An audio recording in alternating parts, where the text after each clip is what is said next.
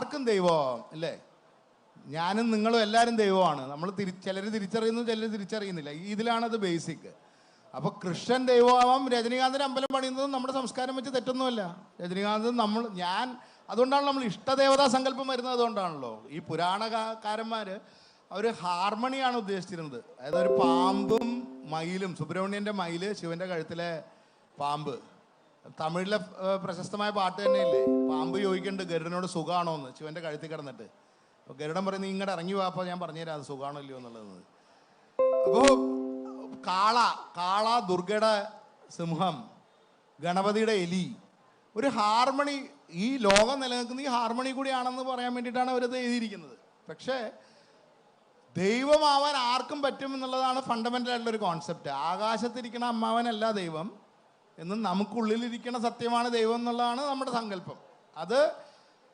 നമുക്കത് ദൈവം ഉണ്ടെന്ന് വിശ്വസിക്കാം, ഇല്ലെന്ന് വിശ്വസിക്കാം, ഞാൻ തന്നെയാണ് ദൈവം എന്ന് വിശ്വസിക്കാം, കാണുന്നതൊക്കെയും ദൈവം എന്ന് വിശ്വസിക്കാം. ആ സ്വാതന്ത്ര്യം എന്നും ഉണ്ടല്ലോ.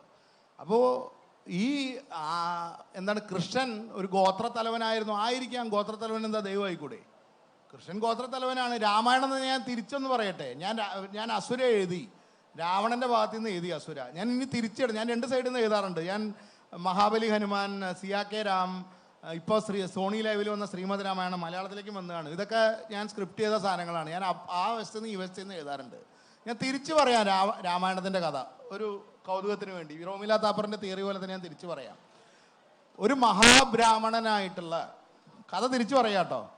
ഒരു അതിക്രൂരനും അതിശക്തനും ജാതീയവാദിയും മഹാക്രൂരനുമായിട്ടുള്ള രാവണൻ ബ്രാഹ്മണനാണെന്നാണുള്ളൊരു സങ്കല്പം. അർദ്ധബ്രാഹ്മണനാണ്. രാവണൻ ഭരിക്കുകയാണ്. എല്ലാവരും അടിച്ചമർത്തി ഭരിക്കുകയാണ് രാവണൻ. അപ്പോൾ കറുത്ത നിറമുള്ള ഒരു ഗോത്രവർഗക്കാരനായിട്ടുള്ള വെറും അമ്പും വില്ലും മാത്രമായിട്ടുള്ള ഒരു രാമൻ കുറേ വാനരെന്ന് വിളിക്കുന്ന ആദിവാസികളോട് വന്നിട്ട് ഈ അന്യായം ചെയ്യുന്ന രാവണനെ തകർത്ത് തരിപ്പണമാക്കി കൊന്ന് ധർമ്മം പുനഃസ്ഥാപിക്കുന്നതാണ് രാമായണം. അങ്ങനെ തുടങ്ങിയതായിക്കൂടെ? ഞാൻ അസുര എഴുതിയതിന് തിരിച്ചു പറയുകയാണ്. എൻ്റെ അസുരയിൽ രാവണനാണ് ഹീറോ. പക്ഷേ ഇങ്ങനെ എഴുതാം. ഞാൻ ഈ ഗോത്രവർഗ തിയറിയും ഇതൊക്കെ വെച്ചിട്ട് എഴുതാണ്. രാമനാണ് കറുത്ത വർഗക്കാരനായ വെറും ഒരു അമ്പുമില്ലും മാത്രമുള്ള, കാലിൽ ചെരുപ്പ് അനിയം മേടിച്ചുകൊണ്ട് പോയി, ചെരുപ്പ് പോലും ഇല്ലാത്ത ഒരു പാവപ്പെട്ട രാമൻ വന്നിട്ട് ഈ സ്വന്തമായിട്ട് ഫൈറ്റർ ജെറ്റും പ്രൈവറ്റ് ജെറ്റും ഒക്കെ ഉള്ള രാവണനെ അടിച്ച് തകർത്ത് ഒരു അണ്ടർഡോഗ്, നമ്മുടെ വെട്രിമാരൻ്റെയൊക്കെ സിനിമ പോലെ, അല്ലെ പാരഞ്ജിത്തിൻ്റെ സിനിമ പോലെ ഒരു അണ്ടർഡോഗ് വീണ്ടെടുക്കുന്നതാണ് രാമായണം. അപ്പോൾ ഈ ഗോത്രവർഗ തിയറി അവിടെയും ഇതായി. അപ്പോൾ അങ്ങനെ നിങ്ങൾക്ക് വിശ്വസിക്കുന്നോ അങ്ങനെ വിശ്വസിക്കാം, ഇങ്ങനെ വിശ്വസിക്കുന്നോ ഇങ്ങനെ വിശ്വസിക്കാം. ഈ കഥകളെ ഏത് രീതിയിലും വിശ്വസിക്കാനുള്ള സ്വാതന്ത്ര്യമാണ് ഭാരതത്തിൻ്റെ പ്രത്യേകത. അങ്ങ് ഒരു ലേഖനത്തിൽ ഒരിക്കൽ പരാമർശിച്ചു കണ്ടു, അഹിംസ, ആത്മസാക്ഷാത്കാരം, ഈ 2 വാക്കുകളുടെ തടവറയിലാണ് ഇന്ത്യക്കാർ പൊതുവെ. അപ്പോൾ ഈ ഭഗവത്ഗീതയ്ക്കകത്ത് പോലും അർജുനനോട് കൃഷ്ണൻ ഉപദേശിക്കുന്നത് നിങ്ങൾ തള്ളുകയും കൊള്ളുകയും ചെയ്യുന്നു. പക്ഷേ വർത്തമാനകാല ഇന്ത്യ കൊള്ളേണ്ടാത്തതൊക്കെയാണ് കൊള്ളുന്നത് എന്ന് പറഞ്ഞിട്ട് അതെന്ത് സാഹചര്യത്തിനാണ് അത് പറഞ്ഞതെന്ന് വിശദീകരിക്കാം. ഇത് അഹിംസ എന്നുള്ളതൊരു പരമതത്വമായിട്ട് പറയുന്നുണ്ട്. പക്ഷെ ഹിംസയില്ലാത്ത ഒരു നിമിഷം പോലും കടന്നു പോകുന്നില്ല എന്നുള്ളതാണ് അതിൻ്റെ വൈരുദ്ധ്യം. കാരണം നമ്മൾ ശ്വസിക്കുന്ന സമയത്ത് വരെ ഇപ്പോൾ ജൈനന്മാർ അതിൻ്റെ എക്സ്ട്രീമിലേക്ക് പോയി. നമുക്കിപ്പോൾ മലയാളികൾക്കെല്ലാം ട്രോളാണ്. പക്ഷേ ചില സാധനങ്ങൾ കണ്ടു കഴിയുമ്പോൾ ജൈനന്മാരുടെ ആ തോട്ട് പ്രോസസ്സ് ഒരു 2600 വർഷം മുമ്പ് ഏതെങ്കിലും ഒരു വിഭാഗം ആൾക്കാർ ഇങ്ങനെ ചിന്തിച്ചു, ഞാൻ നടക്കുമ്പോൾ ഒരു പ്രാണിയെപ്പോലും ചവിട്ടരുത് എന്ന് ചിന്തിക്കുന്ന ഒരു വിഭാഗം ആ കാലഘട്ടത്തിൽ ഇന്ന് പോലും അങ്ങനെ ചിന്തിക്കണ ആൾക്കാർ കുറവാണ്. അത് കഴിഞ്ഞിട്ട് നമ്മൾ എത്രയോ കുരിശുയുദ്ധങ്ങളും ആൾക്കാരിട്ട് ചുട്ടെടുക്കുന്നതും ഗ്യാസ് ചേമ്പറിൽ കയറുന്നതും പലതും കണ്ടാണ്. ആ സമയത്താണ് ഒരു 2600 വർഷം മുമ്പ് ഇന്ത്യയിലുള്ള ഒരു വിഭാഗം ആളുകൾ തീരുമാനിക്കുന്നത്, ഞങ്ങൾ ശ്വസിക്കുമ്പോൾ ഒരു സാധനം അകത്തേക്ക് പോകരുത്, ഞങ്ങൾ ഉള്ളി കഴിക്കില്ല, അല്ലെങ്കിൽ മണ്ണിൻ്റെ അടിയിലുള്ള ഒന്നും കഴിക്കില്ല, കാരണം എടുക്കുമ്പോൾ പുഴുക്കൾ മരിച്ചു പോയാലോ. വസ്ത്രം എടുക്കുന്ന സമയത്ത് അതിനെന്തെങ്കിലും പ്രശ്നമുണ്ടെങ്കിലോ, എത്രയോ ഹിംസ നടന്നാലോ ഞങ്ങൾ നഗ്നരായിട്ട് നടക്കും. ഇതൊരു വശമാണ് ഇന്ത്യയിലെ. ഇതിൻ്റെ അപ്പുറത്തെ എക്സ്ട്രീമും ഉണ്ട് കേട്ടോ. അഘോരികളുടെ കാര്യം ആലോചിച്ച് നോക്കുക. അവർ നേരെ അപ്പുറത്തെ വ്യവസ്ഥയ്ക്ക് പോവാണ്. ഞാൻ എല്ലാത്തിനും ദൈവത്തെ കാണുന്നു, അപ്പോൾ എനിക്ക് എല്ലാ ശിവനാണ്, അപ്പോൾ എനിക്ക് അമേദ്യം തീട്ടം വാരി തിന്നാലും ഞാൻ ശിവനാണ്. ഞാൻ മരണവും ജീവിതവും തമ്മിൽ ഞങ്ങൾക്ക് വ്യത്യാസമില്ല, ശവവും ഇതും തമ്മിൽ ഞങ്ങൾക്ക് വ്യത്യാസമില്ല. തിന്നുന്നവൻ എന്തും തിന്നാം. അഘോരികളെ സംബന്ധിച്ച് ഒരു പശുവിനെയും തിന്നും, ആളെയും തിന്നും, പുഴുവിനെയും തിന്നും, പാമ്പിനെയും തിന്നും. പല വിഭാഗം ഇന്നും ഉണ്ട് അങ്ങനെയുള്ളവർ. അതൊരു എക്സ്ട്രീമാണ്, അതിനൊരു ലോജിക്കൽ പൊസിഷനാണ്. എൻ്റെ ശരിക്കൊരു യുക്തിയില്ലേ നോക്കുക. അത് എനിക്ക് എന്തും തിന്നാ, എനിക്ക് ഇന്ന പന്നിയെ തിന്നൂടാ, പശുവിനെ തിന്നൂടാ, പട്ടിയെ തിന്നൂടാ, ചേരയെ തിന്നൂടാ, പാമ്പിനെ തിന്നൂടാ, മനുഷ്യരെ തിന്നൂടാ, എല്ലാം ജീവിതമല്ലേ, ഞാൻ എല്ലാം തിന്നും. അതൊരു വശം. അല്ലെങ്കിൽ അതിൻ്റെ അപ്പുറത്തെ എക്സ്ട്രീം ലോജിക്കൽ, ഞാൻ ആവുന്നത്ര ആളുകൾക്ക് ഒരു ഉപദ്രവം ഉണ്ടാക്കൂല, ഞാൻ ഒന്നിനെയും തിന്നില്ല, ഞാൻ മരത്തിൽ നിന്ന് നിന്ന പഴം അത് മാത്രമേ തിന്നുള്ളൂ. ഇത് ഇന്ത്യയിൽ മാത്രമേ നടക്കുള്ളൂ കേട്ടോ. തണുത്ത രാജ്യം റഷ്യയിലാണെങ്കിൽ അവൻ അപ്പം പട്ടിണി കിടന്നയാവും. മാവും പ്ലാവും ചക്കയൊക്കെയുള്ള സ്ഥലങ്ങളിൽ ഇതൊക്കെ നടക്കൂ. ഞാൻ അത് മാത്രം കഴിച്ചിട്ട് കുരു കുഴിച്ചിടും. ഇത് അങ്ങേ വശം. അപ്പോൾ ഹിംസയുടെ ഒരു അറ്റവും നമ്മൾ കാണുകയാണ്. ഈ രണ്ട് വശങ്ങളും ഇന്ത്യയിൽ അക്സെപ്റ്റഡ് ആയിരുന്നു, ഭാരതത്തിൽ ഇത് രണ്ടും അക്സെപ്റ്റഡ് ആയിരുന്നു, ഈ രണ്ട് ലോജിക്കലായിട്ട് പൊസിഷനും. പക്ഷേ ഭഗവത്ഗീതയിൽ ഗാന്ധി അഹിംസയാണ് കണ്ടത്. അത് ഓഷോ പറഞ്ഞ പോലെയാണ്, ചുവരിലെറിഞ്ഞ മഷി പോലെയാണ്, അല്ലെങ്കിൽ മേഘം പോലെയാണ് ഗീത. നമുക്ക് കാണേണ്ടത് നമ്മൾ കാണും. അത് ഗീതയുടെ മാത്രം പ്രശ്നമല്ല, ലോകത്തുള്ള ഏത് മതഗ്രന്ഥവും നമുക്ക് കാണേണ്ടത് കാണും. നമ്മൾ താലിബാൻ കാണുന്ന ഖുറാൻ ആയിരിക്കില്ല വേറെ ഒരു ഇതനുസരിച്ച് സത്യസന്ധമായിട്ട് ജീവിക്കുന്ന ഒരു മുസ്ലിം കാണുന്ന ഖുറാൻ. രണ്ടുപേരും വായിക്കുന്ന ഒരേ ബുക്കാ. ഗാന്ധി കണ്ട ഗീതയല്ല ഗോഡ്സെ കണ്ട ഗീത. ഇത് നമ്മളാണല്ലോ ഇത് തീരുമാനിക്കുന്നത്, നമ്മൾ കാണുന്ന സാധനമാണ്. പക്ഷെ ഹിംസ എന്ന് പറയുന്നത് നമുക്ക് പൂർണ്ണമായിട്ടും അവോയ്ഡ് ചെയ്യാൻ പറ്റില്ല എന്നുള്ളതാണ് ഗീതയുടെ ഒരു തത്വമായിട്ട് വരുന്നത്. ഹിംസ എന്തൊക്കെ പറഞ്ഞാലും നമ്മൾ നടക്കുമ്പോൾ പോലും നമുക്ക് ഹിംസ ഉണ്ടാവും. നമ്മുടെ ബോഡി ആൻറ്റിബോഡീസ് ക്രിയേറ്റ് ചെയ്ത് ഈ വൈറസിനെ കൊല്ലുമ്പോൾ വരെ ഹിംസ നടക്കുന്നുണ്ട്. അറിഞ്ഞുകൊണ്ട് ആവുന്നത്ര ഹിംസ ചെയ്യാണ്ടിരിക്കുക എന്നുള്ളത് മാത്രമേ ഈവൻ ഗാന്ധിക്കോ ബുദ്ധനോ മഹാവീരനോ പോലും പറയാൻ പറ്റുള്ളൂ. അപ്പോൾ അതിലൊരു യുക്തിയില്ലായ്മയുണ്ട് പൂർണ്ണമായിട്ടുള്ള അഹിംസ എന്നുള്ളത്. അതുകൊണ്ടാണ് അഹിംസ ഏറ്റവും വലിയ തത്വമാണ്. ആവുന്നത്ര അവിടെ എത്തുക എന്നുള്ളതേ പറയുന്നുള്ളൂ. ആ ഒരു കോംപ്രമൈസിലാണ് പോകുന്നത്. ഇപ്പോൾ പ്രശ്നം എന്താണെന്ന് വെച്ച് കഴിഞ്ഞാൽ, ഒരു മിഡീവൽ ക്രിസ്ത്യാനിറ്റി, റിനയസൻസിന് മുമ്പുള്ളൊരു ക്രിസ്ത്യാനിറ്റി, ബോധോദയത്തിന് മുമ്പുള്ള ഒരു ക്രിസ്ത്യാനിറ്റി, കുരിശുയുദ്ധങ്ങളുടെ കാലത്തെ ക്രിസ്ത്യാനിറ്റി ഒന്ന് ആലോചിച്ച് നോക്കുക. ഏറ്റവും അസഹിഷ്ണുള്ള, ഇപ്പോൾ പലരും തുറന്നു പറയാത്തൊരു കാര്യമാണ്, കേരളത്തിൽ കോഴിക്കോട് വാസ്കോഡ ഗാമ വന്നപ്പോൾ ആദ്യ ആൾ ചെയ്തത് മക്കയ്ക്ക് പോയ ഒരു കപ്പൽ പിടിച്ച് മുക്കുകയായിരുന്നു. 10,000-3000 പേരെ വെടിവെച്ച് കൊല്ലുകയായിരുന്നു. കാരണം അവർ കുരിശുയുദ്ധത്തിൻ്റെ ഭാഗമായിട്ടാണ് അങ്ങനെ ഇവിടെ വരുന്നത്.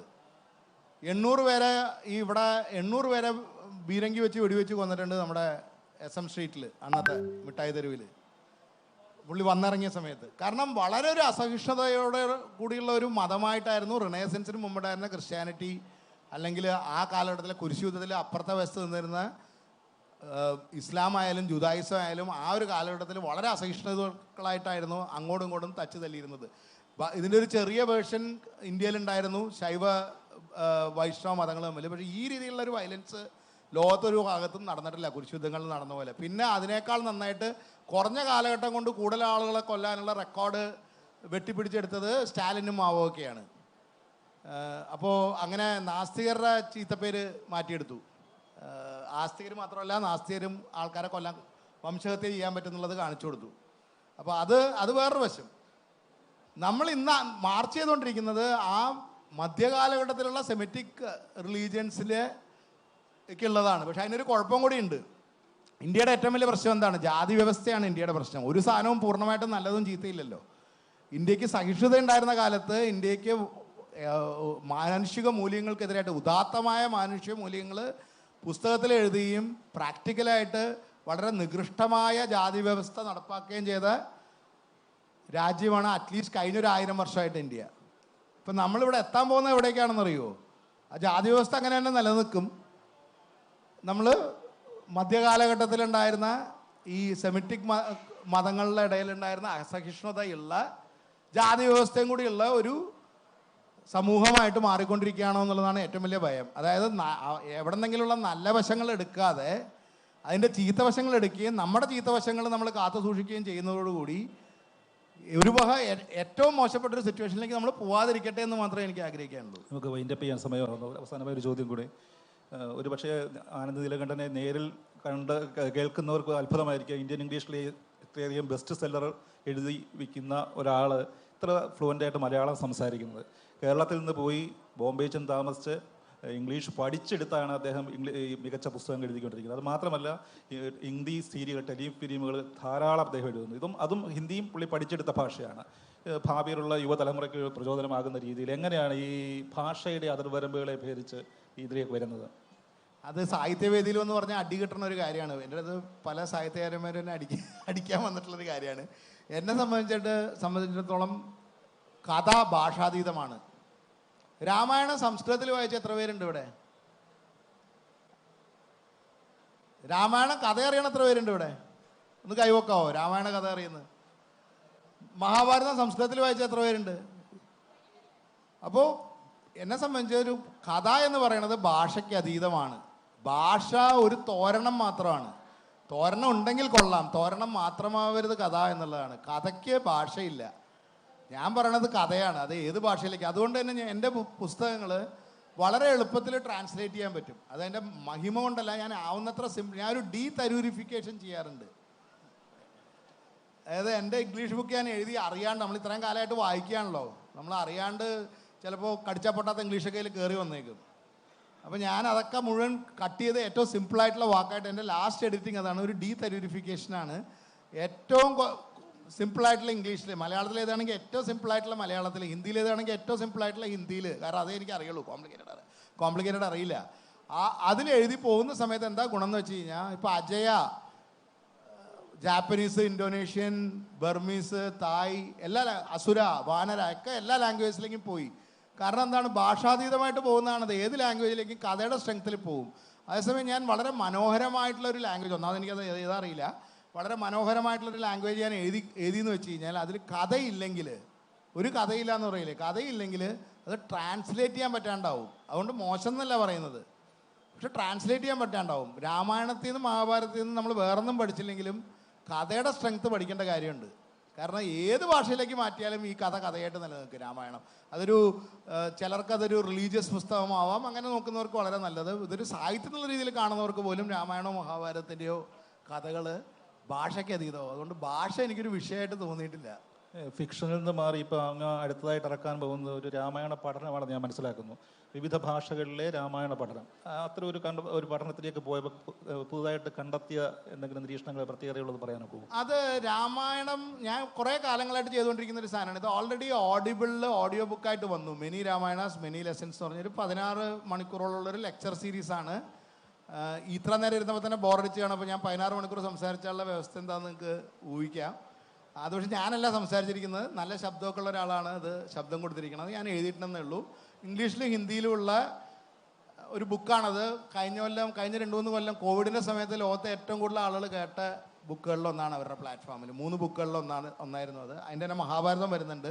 ചെയ്യുന്ന എന്താണെന്ന് വെച്ച് കഴിഞ്ഞാൽ 1000-ഓളം AK രാമായണം 300 രാമായണം ഉണ്ടെന്നാണ് പറയണത്. പക്ഷേ 1000-ന് മുകളിലെങ്കിലും രാമായണം ഉണ്ടെന്നുള്ളതാണ് എനിക്ക് തോന്നുന്നത്. അത് ഞാൻ കമ്പൈൽ ചെയ്തിട്ടൊരു ബുക്കായിട്ട് ഈ ലെക്ചർ സീരീസ് ഹാർപ്പർ കോളിൻസ് ബുക്കായിട്ട് ഇറക്കുന്നുണ്ട്. 1000-ഓളം രാമായണങ്ങൾ. അപ്പോൾ ഇതിലൊരു ഒരൊറ്റ സാധനം ഞാൻ പറഞ്ഞ് അവസാനിപ്പിക്കാതെ, നിങ്ങൾ എന്ത് വേണമെങ്കിലും ആലോചിച്ചോ ഒരു കഥയായിട്ട്, അത് രാമായണത്തിലുണ്ടാവും. അതായത് അങ്ങനെ ഒരു രാമായണം ഉണ്ടാവും. രാമനും സീതയും ആങ്ങളെയും പെങ്ങളെയാണ്, ചേട്ടനും അനിയത്തിയാണ് രാമനും സീത. ഇങ്ങനെ ഒരു രാമായണം ഉണ്ടോ? അങ്ങനെയുണ്ട് രാമായണം. ബൗദ്ധരാമായണത്തിൽ അങ്ങനെയുണ്ട്. അയോധ്യയിലല്ല അവരുടെ ജനനം. ഇതാണ് ശരിയെന്ന് പറയല കേട്ടോ, പല രാമായണങ്ങളുണ്ടെന്ന് പറയായിരുന്നു. സീത രാവണന്റെ മകളായിട്ട് 32ഓളം രാമായണങ്ങളുണ്ട്. ഹനുമാന് ധാരാളം ഭാര്യമാരുള്ള ജെയിംസ് ബോണ്ട് ആയിട്ടുള്ള ഹനുമാനുണ്ട് തായ് രാമായണത്തിൽ.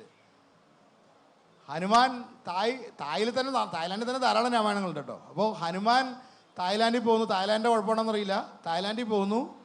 ആൻഡ് ധാരാളം ഭാര്യമാരുള്ള ഹനുമാൻ. നമുക്കിവിടെ കേൾക്കുമ്പോൾ ഷോക്കാവും. നമ്മുടെ ഗോഡ് ഫാദർ സിനിമ സ്ക്രിപ്റ്റ് മാറ്റി എഴുതേണ്ടി വരും അല്ലേ? ഇന്നസെൻ്റ് പ്രാർത്ഥിക്കണ ബ്രഹ്മചാരിയായിട്ടുള്ള ഹനുമാനാണല്ലോ, നമ്മളെന്നും കേട്ടിരിക്കണം അങ്ങനെയാണ്. പക്ഷേ അതാത് സ്ഥലങ്ങളിലെ ആളുകൾ അവർക്ക് ഇഷ്ടമുള്ള രീതിയിൽ അവരുടെ സംസ്കാരം അനുസരിച്ച് രാമായണം എഴുതിയിട്ടുണ്ട്. ഇതിൻ്റെ ഒരു കമ്പൈലേഷനാണ് അടുത്ത ബുക്ക്. അത് കഴിഞ്ഞിട്ട് ഞാൻ എവിടെ പോകുന്ന അറിയില്ല, കാനഡ സിറ്റിസൺ ആവോ എന്താവോ അറിയില്ല, പക്ഷെ അത് വരുന്നുണ്ട് ജാനുവരി. നമുക്ക് സമയപരിമിതിയുണ്ട്. നമുക്ക് ഓഡിയൻസിൽ നിന്ന് ഒരാൾക്ക് മാത്രം ഒരു ചോദ്യം ചോദിക്കാൻ അവസരമുണ്ട്. ആനന്ദീരകണ്ഠനോട് നിങ്ങൾക്ക് ചോദിക്കാനുള്ള ഒരു ചോദ്യം. എനിക്ക് ധാരാളം സമയമുണ്ട് കേട്ടോ, ഓർഗനൈസേഴ്സിനാണ് സമയത്തിൻ്റെ പ്രശ്നം.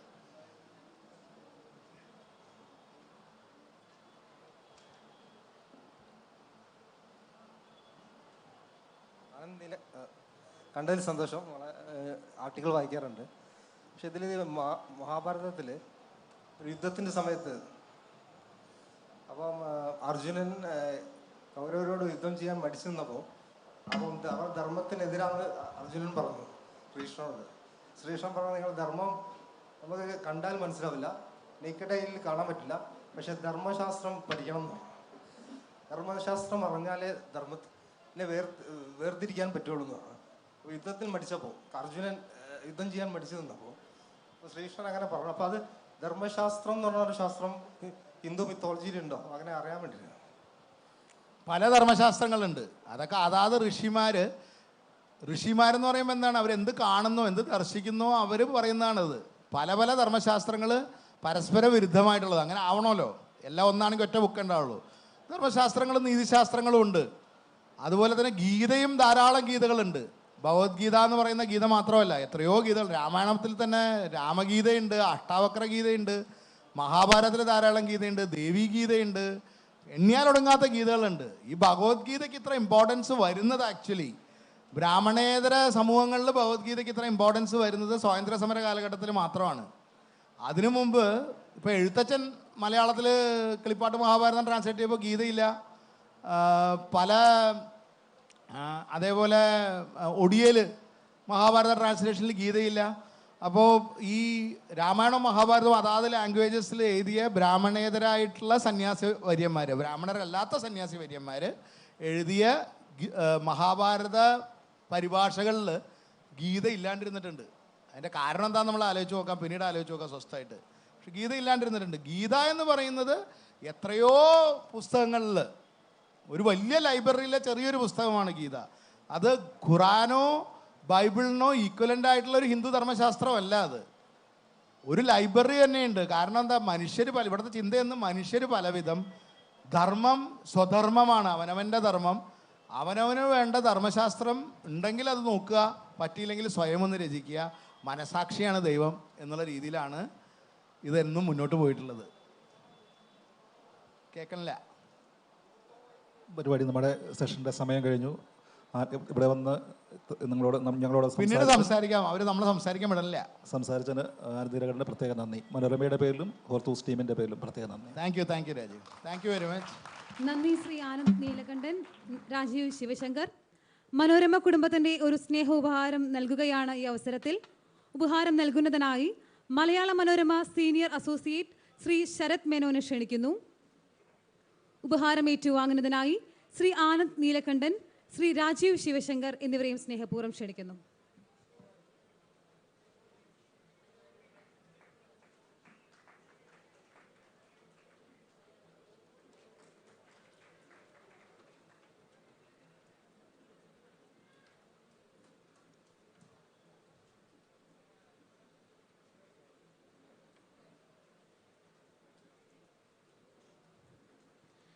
നന്ദി ശ്രീ ശരത് മേനോൻ.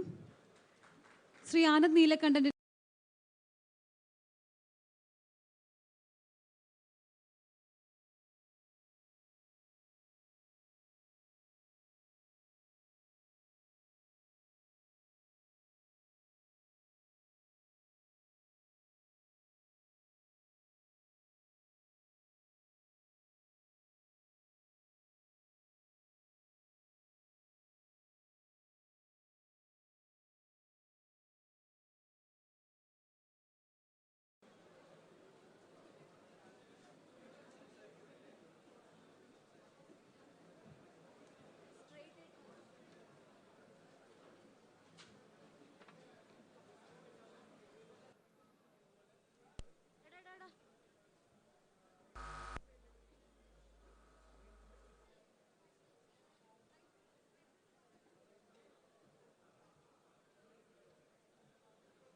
ഒരു പ്രത്യേക അനൗൺസ്മെന്റ് ഉണ്ട്. റൈറ്റ് സൈഡിൽ, വേദിയുടെ റൈറ്റ് സൈഡിലുള്ളവരെ ഒന്ന് സഹകരിക്കാനായിട്ടാണ്. വേദിയുടെ റൈറ്റ് സൈഡിലുള്ളവരെ ഒന്ന് അവിടുന്ന് മാറി തന്നാൽ മാത്രമേ നമുക്ക് ഗസ്റ്റിന്റെ സ്റ്റേജിലേക്ക് കയറ്റാനായിട്ട് സാധിക്കുകയുള്ളൂ. അതുകൊണ്ട് വോളണ്ടിയേഴ്സിനോട് നിങ്ങൾ സഹകരിക്കണമെന്ന് ആഗ്രഹിക്കുകയാണ്. അതുപോലെ തന്നെ വേദിയിലെ ഫസ്റ്റ് റോ ഗസ്റ്റിനായിട്ടാണ് ഒരുക്കിയിരിക്കുന്നത്. അപ്പം അതുകൊണ്ട് തന്നെ ഫസ്റ്റ് റോയിൽ ഇരിക്കുന്നവർ ദയവ് ചെയ്ത് മറ്റു സീറ്റുകളിലേക്ക് മാറിയിരിക്കേണ്ടതാണ്. Thank U.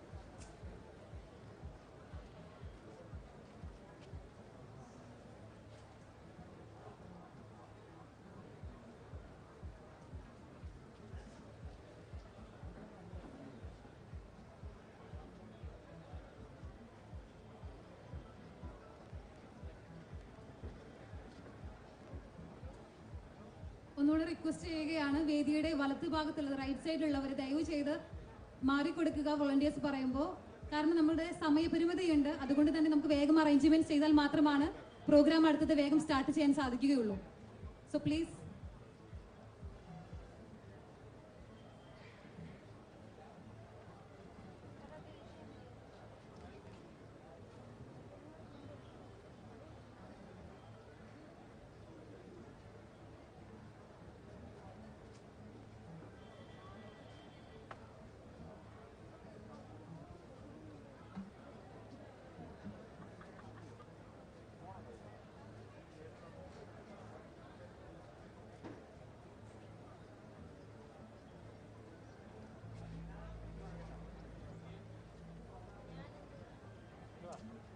ഹലോ, എനിക്ക്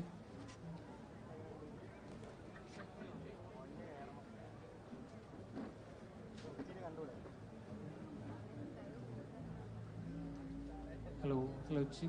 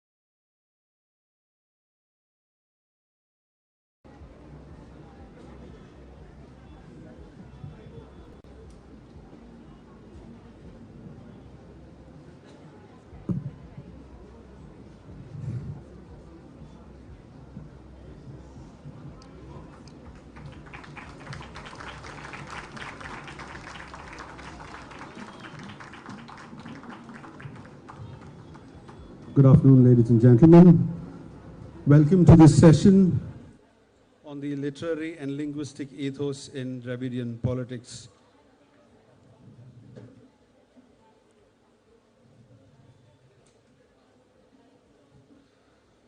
The Tamil writer M.I.M. said, all writing is propaganda writing.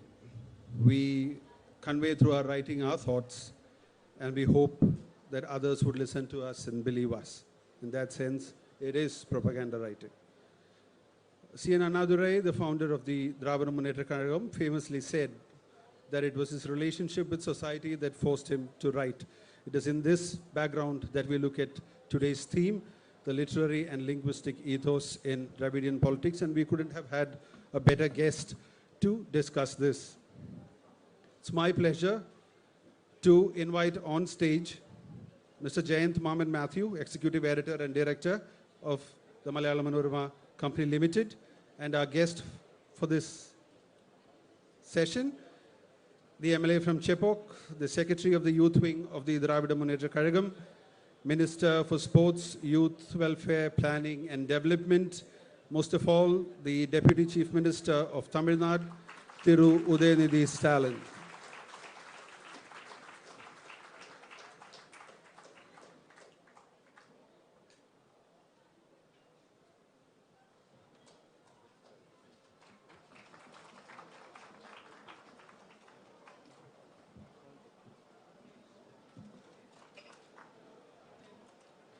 Now may I welcome Mr. Jayant Mohammed Matthew, Executive Editor and Director of the Malayalam Manorama, to welcome our chief guest and introduce the subject.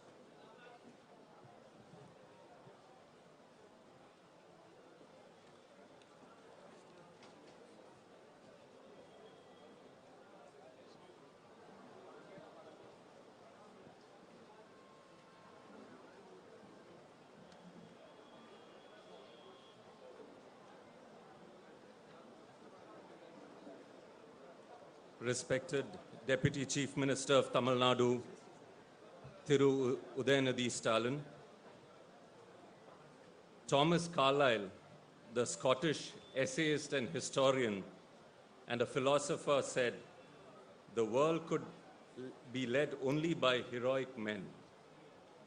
In 1840, he delivered 6 lectures: the hero as divinity, the hero as prophet, the hero as poet, the hero as priest, the hero as king, and the hero as man of letters. Carlyle was much criticized and his ideas tarnished at that time. But these days, Carlyle's idea of an artistic and intellectual leader has tremendous appeal. No wonder our chief guest, Thiru Udhay Stalin, is a cult personality. Born and raised in a family of politicians rooted in ideological moorings, Sri Udhay is no exception.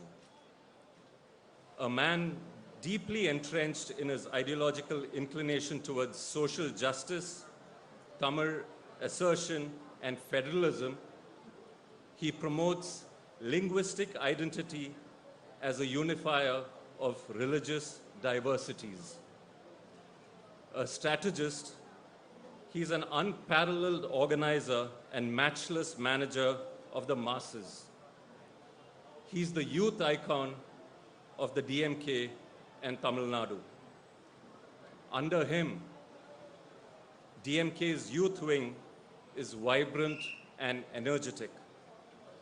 After taking over as the youth wing leader of DMK in 2019, he slowly built it parallel to the party's parent body. The youth wing's average age was 45. Thiru Udhay traveled across the state, and now it has over 25 lakh members between the ages of 18 and 25. His ideas to mold the next generation doesn't stop with getting him enrolled into the party. With the aim to take the party's ideology to younger generation and inform them about the welfare schemes implemented in Tamil Nadu, he's groomed over 100 young orators from across the state, a new initiative that no political leader would ever think about. Not just that, he wants the next gen to have oratorial skills that draw references from ancient Tamil literature and the modern day theatre of Dravidian leaders. In 2021, when he brandished a brick in his hand going around the state campaigning for the DMK, he took on the central government and the leadership in Delhi with a stern voice. He pointed out at an unfulfilled promise of constructing an AIMS hospital in Madurai. The AIMS hospital premises in Madurai is yet to come up. Probably he has to tell us where that single brick is. If he still has it with him or given it for constructing the AIMS hospital in Madurai. We at Malayalam Manorama are delightful and thankful to Thiru Udhay Stalin for specially joining us at Hortus. And he will talk today about the literary and linguistic ethos in Dravidian politics. On behalf of Malayalam Manorama and Manorama Hortus, please join me in welcoming Thiru Udhay Stalin.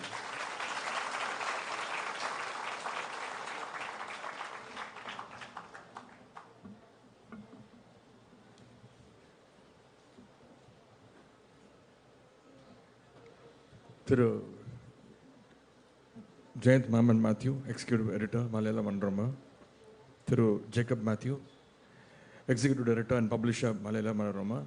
Thiru Darius Ahmed, IAS Secretary of Tamil Nadu Government. Thirumigu Lakshmi Subramaniam, Senior Special Correspondent, The Week. Our own prolific Tamil writer, Thiru Perumal Murugan. Distinguished writers, filmmakers and artists across from the country. Eminent personalities from the world of art and literature, the distinguished audience gathered here. Dravida Munnetra கழகத்துடைய கேரள மாநில அமைப்பாளர் திரு K.R. Murugesan, press and media அனைவருக்கும் வணக்கம், எல்லாருக்கும் நமஸ்காரம் and good afternoon to everyone. பாரம்பரியமும் பெருமையும் கொண்ட மலையாள மனோரமா பத்திரிகை நடத்துகின்ற இந்த சிறப்புக்குரிய கலை இலக்கிய திருவிழாவில் பங்கேற்று பேசுவதில் நான் மிகுந்த பெருமை அடைகின்றேன், மகிழ்ச்சி அடைகின்றேன். I'm happy to speak at this prestigious art and literature festival organized by the Malayalam Manorama, one of India's oldest newspaper, serving the nation since 1890s. Even though I'm outside Tamil Nadu now, I don't feel like being away from home. Looking at all of you, I feel like being at a place that is as close as and welcoming as my own home. அந்த அளவிற்கு ஒரு அன்பையும் வரவேற்பையும் கேரள மண்ணில் நீங்கள் இன்று எனக்கு அளித்திருக்கின்றீர்கள். As there are too many sessions and several distinguished speakers have to address you, I want to make my speech as short as possible. I feel honored to speak on the topic literary and linguistic ethos in Dravidian politics, as it is a subject at the heart of Tamil Nadu's identity and history. The Dravidian political movement in Tamil Nadu, known for its strong linguistic and cultural pride, has held long the literature and language as its foundation pillars. This fusion of literary, linguistic and political ethos created a powerful identity that profoundly shaped Tamil Nadu's social and political landscape. The cultural, political and linguistic ties between Tamil Nadu and Kerala go back a long way.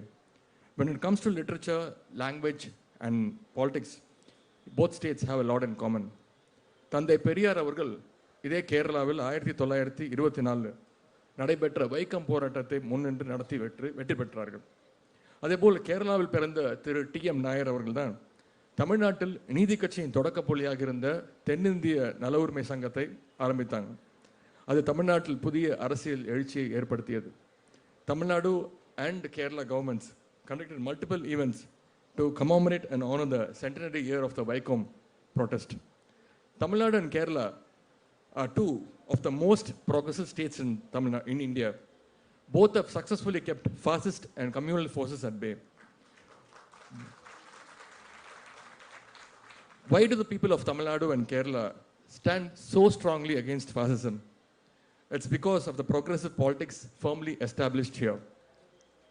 தமிழ்நாட்டில் திராவிட இயக்கம் தோன்றுவதற்கு முன்பு இலக்கியம் என்று சொல்லப்பட்டவை எல்லாம் வெறும் பக்தி இலக்கியங்களும் புராணங்கள் மட்டும்தான். Our leaders invoked Tamil literature to propagate rationalism and promote scientific temper. Leaders like Anna and Kalaignar popularized Tamil literature that was rooted in human life and popular culture like Tirukkural, Silappadigaram, Purananuru and Dolgapiyam among the people. To understand that ethos, we have to travel back to the early 20th century. The self-respect movement, the forerunner of the Dravidian movement, rose to resist what it saw as cultural and linguistic domination. The Dravidian movement placed Tamil as the core of its identity. Tamil wasn't seen merely as a medium of communication, but as a voice of a community seeking recognition, dignity, and independence from the Hindi imposition. The push to make Hindi the official language during the 1930s and later in the 1960s stimulated the Dravidian movement as it was perceived as an existential threat to Tamil culture and linguistic identity. The Dravidian movement recognized the potential of literature to serve as both a cultural force and a vehicle of social change. Certainly, Periyar's writings, manifestos, and editorials condemned caste-based oppression, male-dominant practices, rigid social structures. He voiced for the self-respect for everybody. Our leaders harnessed literature as a tool to connect with the masses.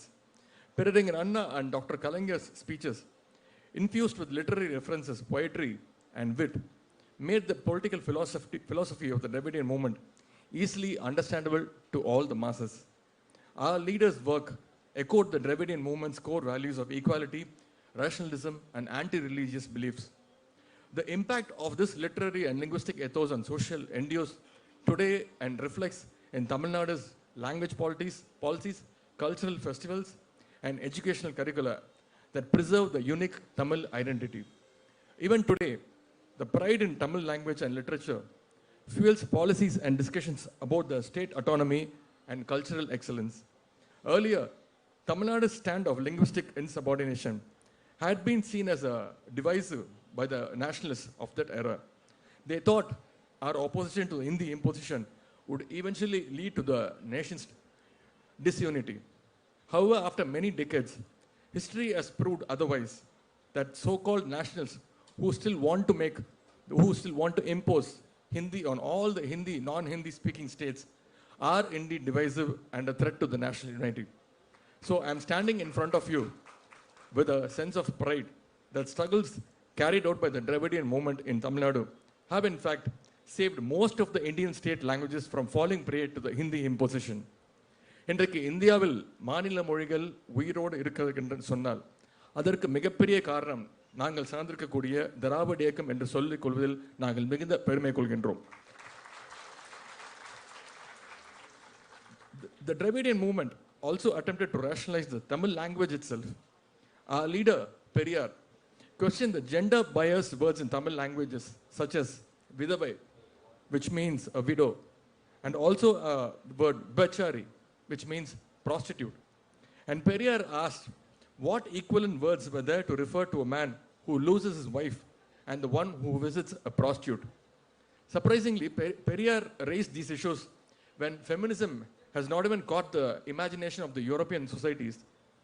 The Dravidian politics questioned all the pre-existing interpretations over Tamil literature, and it introduced fresh and progressive meanings. This is the main reason Tamil has become a political weapon of the Dravidian movement, with which it was able to rally large numbers of people, particularly the working class. As Dravidian leaders expanded the reach, Tamil cinema became an influential platform to amplify the Dravidian ideology. Before 1950s, Tamil cinema was heavily Sanskritized and released with anti-scientific themes. That era's cinematic language was accessible mainly to the upper caste and the affluent audiences. Downtrodden people watched cinema, but they hardly understood anything. It was the advent of the Dravidian movement that changed the situation. However, later, after the 1950s, cinema emerged as a dominant medium for political messaging, with movies delivering socially conscious narratives and dialogues that resonated with the masses. Dialogue writing became an art form through which the political ideals could be seamlessly woven into entertainment, achieving unprecedented reach among both the urban and the rural audiences. Peraringer Anna's movie, Velaikari, which means the servant maid, a drama that laid bare the injustice of caste and class, resonated with audiences and showcased Tamil literature's potential for societal transformation.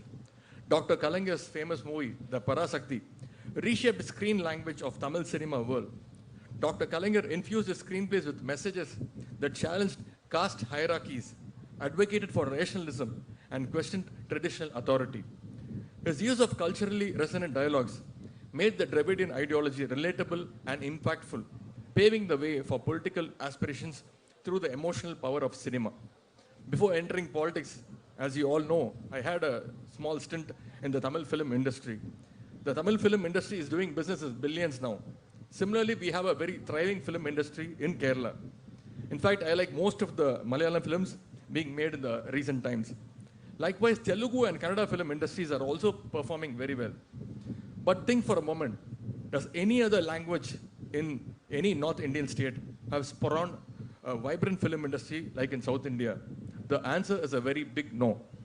Almost all the languages spoken in the North Indian states have given way to Hindi.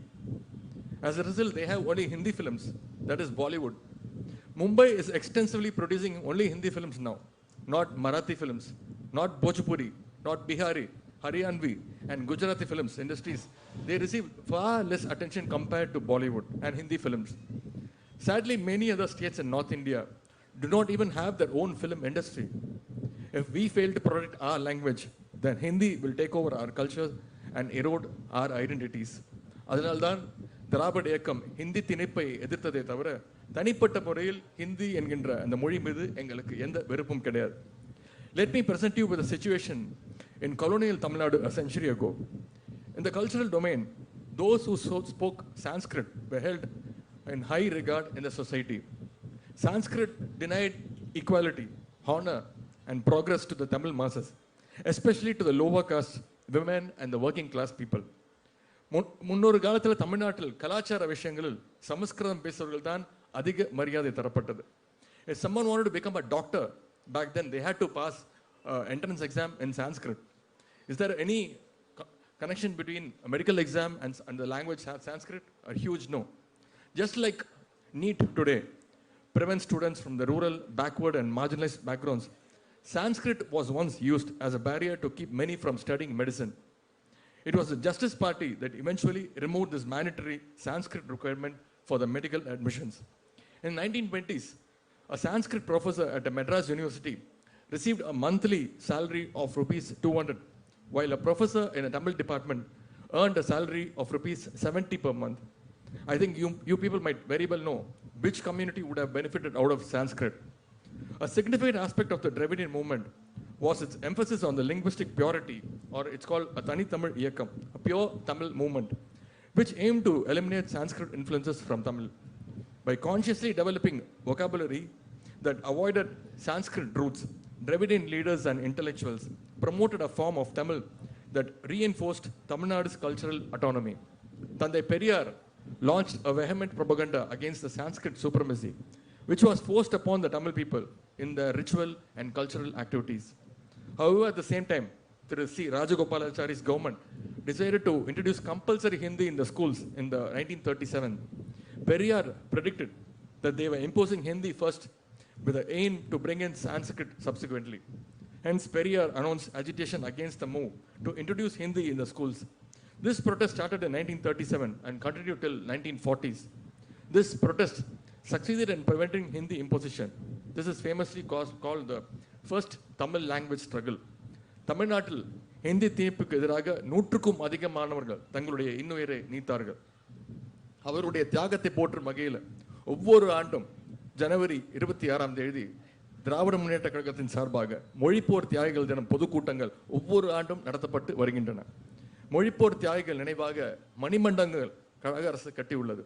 அதுபோல் அவருடைய குடும்பத்தாருக்கு ஓய்வூதியம் வழங்கப்பட்டு வருகின்றது. தமிழ்நாட்டுடைய முக்கிய சாலைகள் மேம்பாலங்களுக்கு மொழிப்போர் தியாகிகளுடைய பெயரை முத்தமிழர் கலைஞர் அவர்கள் சூட்டியுள்ளார்கள். Even last month, Doordarshan's Tamil Nadu division, DD Tamil, hosted a Hindi month celebration. Our Tamil Nadu governor, Thiru R. N. Ravi, also participated in it. Our party, DMK's student wing, held an agitation before the DD Tamil office in Chennai. Our Dravidian model government's Honorable Chief Minister, Thiru Muthuvel Karunanidhi Stalin, came down heavily on the governor because the governor had the history of evading Dravidian ideologies. The DMK continued to champion the Tamil pride in the face of policies seen as a threat to the Tamil identity, such as the new education policy and initiatives for centralized education standards. These policies, such as the NEET, undermines Tamil Nadu's autonomy, leading Dravidian parties to reinforce the commitment to Tamil pride as both a cultural and political stance. The modern Dravidian ethos continues to invoke figures like Thiruvallur, the legendary Tamil poet, as symbols of the regional pride and cultural depth. However, the fascists steal our poets also by coloring them with saffron. The Dravidian ethos is also reflected in Tamil Nadu's language policies in educating and public life, maintaining a strong focus on Tamil as the state's principal language. All the political parties in Tamil Nadu, except the BJP, need to emphasize the two-language formula introduced by the DMK in order to survive in the Tamil Nadu political landscape.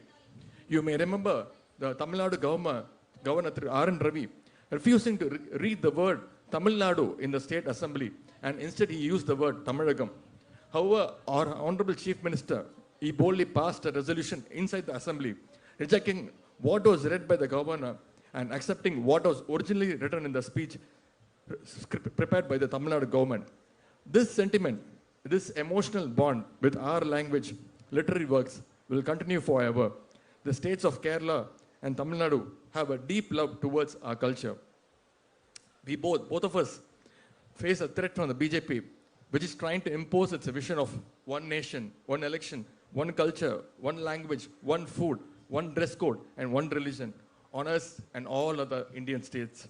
Let us join hands and stand together to protect our languages, our cultures, and our literature from all the states in India, especially from the fascist force of the BJP.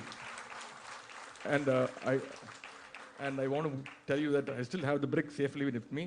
And whenever the union government is allotting the fund, I'm ready to give it to the government. And in conclusion, I'm proud to say that I come from this Dravidian legacy. I represent the idea of Dravidian life, and I will do it till the end of my life, whether we are in the power or not. Thank you for this opportunity. Andri, Vanakkam.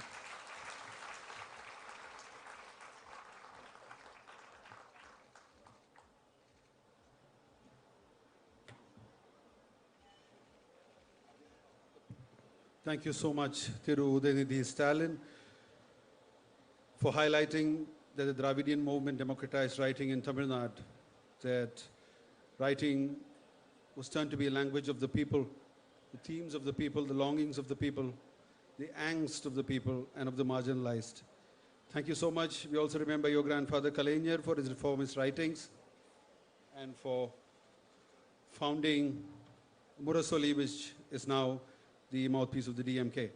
It's my pleasure now to invite Mr. Jayant Maman Matthew to present a memento to Thiru Udaynidhi Stalin as a mark of our respect and affection of the Manorama and of everyone gathered here.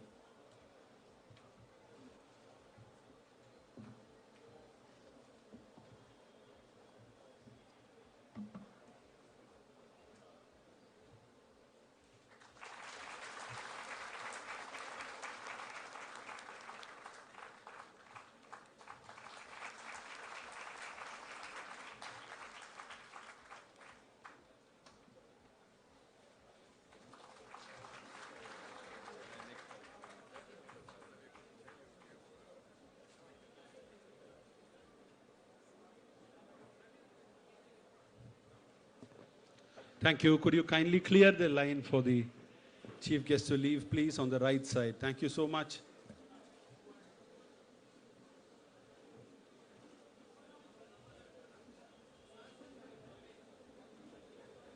Thank you.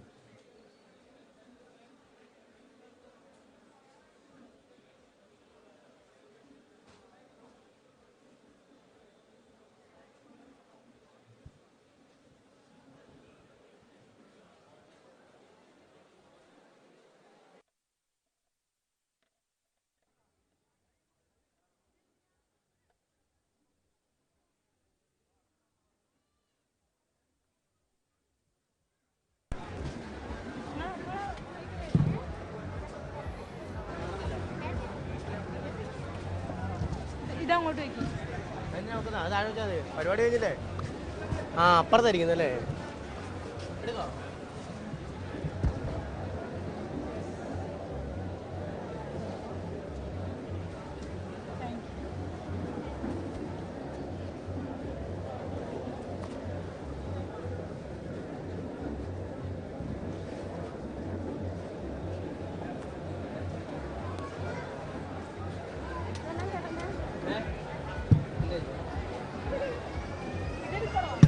എടുത്തോ. ഇവിടെ കൊടുത്താ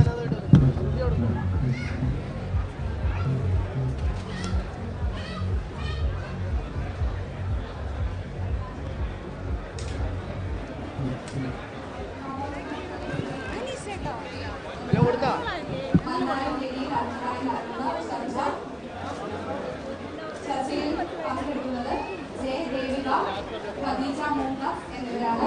ചർച്ച നയിക്കുന്നത് ഉടൻ തന്നെ മന്ദാരവേദിയിൽ ചർച്ച ആരംഭിക്കുന്നതാണ്.